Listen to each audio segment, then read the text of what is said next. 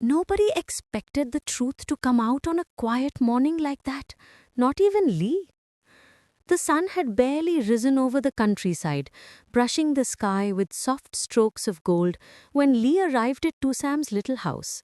He had returned earlier than planned, carrying with him a strange mixture of relief, longing, and exhaustion. All he wanted was to see her smile again, to hear her voice calling him Lee with that softness only she had. But instead of the peaceful reunion he imagined, something else waited for him. Something dark. Something chilling. Tusam opened the door with surprise written across her face. Lee, you're back. Her voice trembled with a joy she tried to hide, as if afraid it might disappear if she held it too tightly. He smiled, stepped forward, and gently fixed a strand of hair behind her ear. I missed you. But beneath his smile, his eyes were sharp, too sharp for a man returning home. He had spent the entire night reading a message from his friend working in the security department, a message that made his heart drop like a stone. Lee, tell Sam to be careful. We found something. Someone has been following her for at least 6 months. He didn't want to believe it. He didn't want to scare her. But the truth hung over them like a shadow. Tusam noticed the tension in his breath. What's wrong?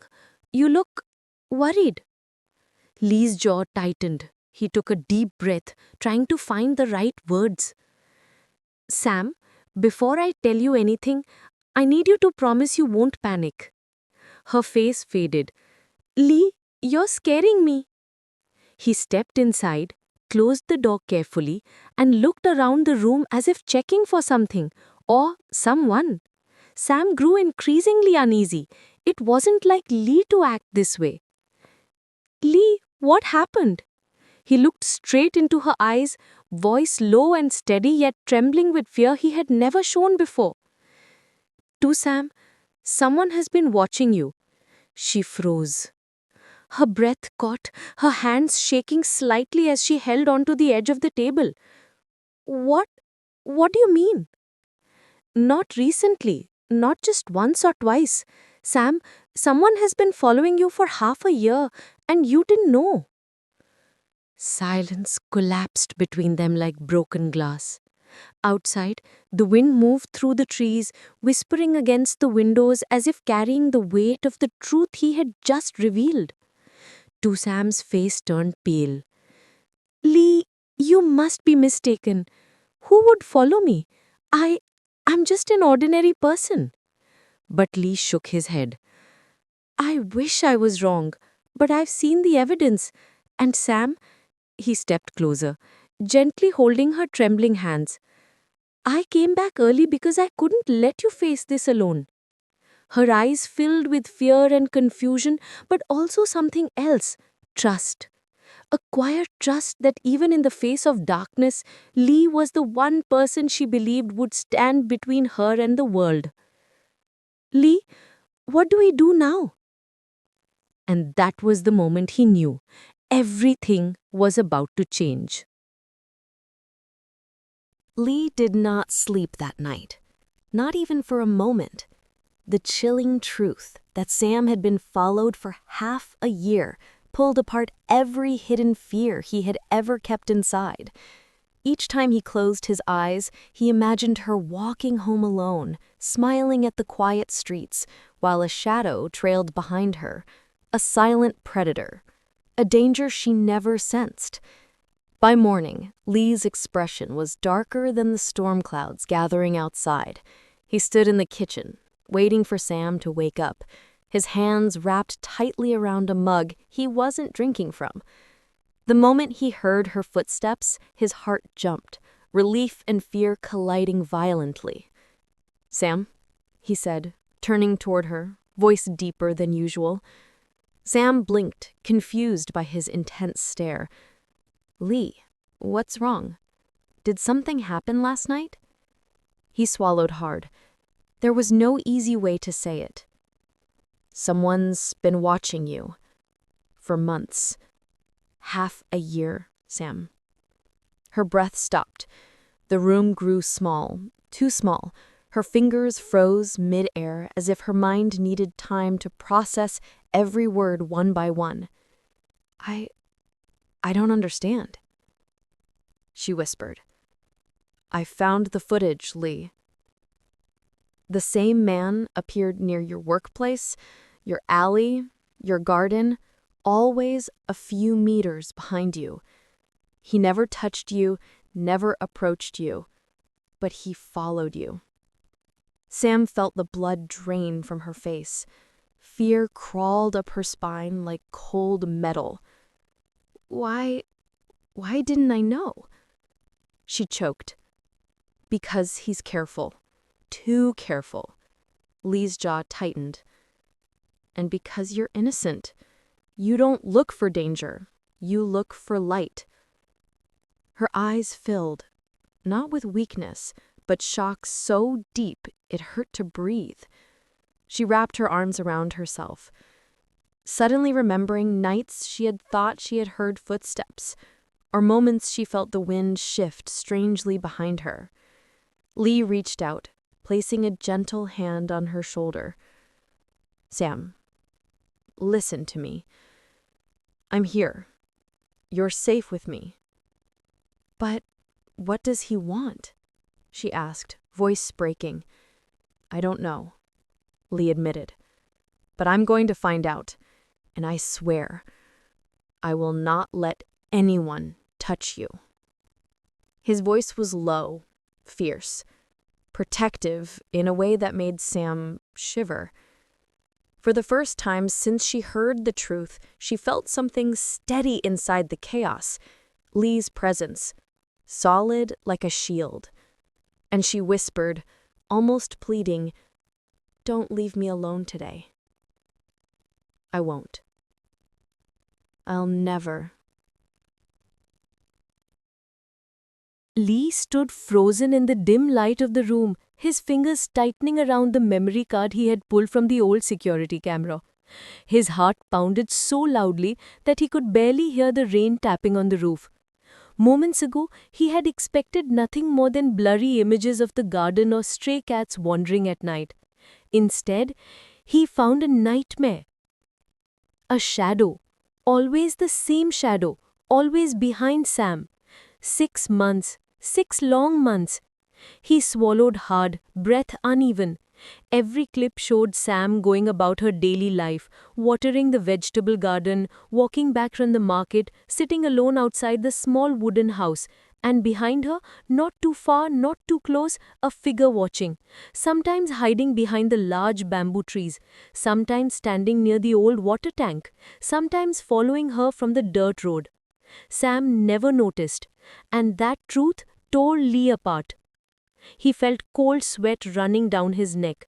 His fists trembled, anger burning beneath his skin. Not anger at Sam, but at himself. How long has she been scared without even knowing? He whispered into the empty room. And I wasn't here to protect her. His chest tightened with a pain sharp enough to steal his breath. He stepped outside, breathing the night air deeply, as if trying to calm his racing thoughts. The village was quiet, only the chirping of insects echoing through the darkness. But now everything felt dangerous. Every corner felt like a hiding place for the stalker. Lee's gaze swept the surroundings, past the banana trees, past the vegetable garden, past the little wooden fence Sam had built. His instincts sharpened, muscles tense. It was no longer a peaceful home. It was a hunting ground. A sudden fear struck him. Where is Sam now? Is she alone? Is she safe? He rushed toward the house where Sam was folding baby clothes, unaware of the panic in his heart. When she turned and smiled gently, Lee felt something inside him almost break. Lee, are you okay? You look pale. He stepped forward, cupping her face with trembling hands. Sam, I need you to listen to me very carefully. Something has been happening, something I should have known sooner. Her smile faded. Fear flickered in her eyes. He had to tell her, but how? The truth was a blade, and he was about to place it in her heart. Lee could not remember how he arrived at Tusam's house. only that he was soaked, breathless, and trembling with a fury he had never felt before. The rain poured so heavily that it blurred the world into a wash of gray, but nothing could blur the image burning in his mind. Sam, quietly enduring months of danger, never knowing she was walking on the edge of something terrifying. He pushed the door open. Sam, sitting at the table with a cup of warm tea, looked up in shock when she saw him drenched like someone who had just escaped a storm of nightmares. "Lee, what happened to you?" He didn't answer. He just walked to her, knelt before her, took her trembling hands, and whispered with a voice hoarse from fear, "Sam, why didn't you tell me someone made you feel unsafe? Why didn't you tell me anything at all?" Her eyes widened. I didn't know. Lee, what are you talking about?" He swallowed hard. "You've been followed. For 6 months. Someone has been watching you, recording your routines, waiting for moments when you were alone." His voice cracked. "I found photos of you. Hundreds. Some from places you didn't even realize someone stood behind you." Sam went pale. The cup in her hand slipped, shattering on the floor. The sound echoed like a cry inside the silent little house. No, Lee, this can't be real." Her voice trembled, fragile as wet paper. "Who would do something like that to me?" "I don't know," he whispered, pulling her into his arms, "but I will not let anything happen to you, ever." Her body shook. Fear finally seeped into her bones, fear she had never felt before, because now she knew how vulnerable she had truly been. Lee wrapped his arms around her, pressing her head against his chest so she would not see the storm inside his eyes. "We're going to the police tomorrow," he said firmly. "I've already saved everything, photos, timestamps, the man's movements. I will not let him get close to you again." Sam clutched his shirt, her tears warm against his cold, rain-soaked skin.